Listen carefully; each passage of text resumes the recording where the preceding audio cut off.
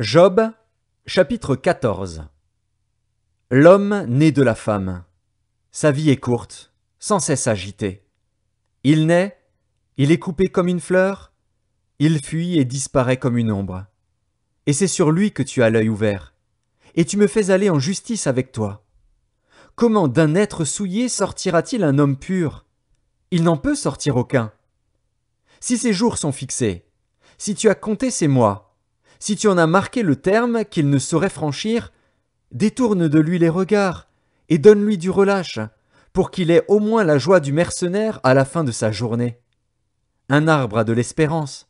Quand on le coupe, il repousse, il produit encore des rejetons.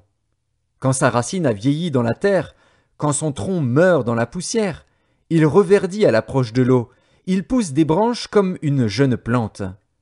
Mais l'homme meurt, et il perd sa force. L'homme expire. Et où est-il? Les eaux des lacs s'évanouissent, les fleuves tarissent et se dessèchent. Ainsi l'homme se couche et ne se relèvera plus. Il ne se réveillera pas tant que les cieux subsisteront, il ne sortira pas de son sommeil. Oh, si tu voulais me cacher dans le séjour des morts, m'y tenir à couvert jusqu'à ce que ta colère fût passée, et me fixer un terme auquel tu te souviendras de moi. Si l'homme, une fois mort, pouvait revivre, j'aurais de l'espoir tout le temps de mes souffrances, jusqu'à ce que mon état vînt à changer. Tu appellerais alors, et je te répondrais, tu languirais après l'ouvrage de tes mains.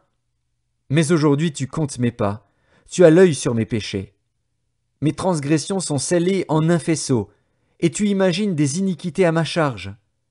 La montagne s'écroule et périt, le rocher disparaît de sa place, la pierre est broyée par les eaux, et la terre emportée par leur courant. Ainsi tu détruis l'espérance de l'homme.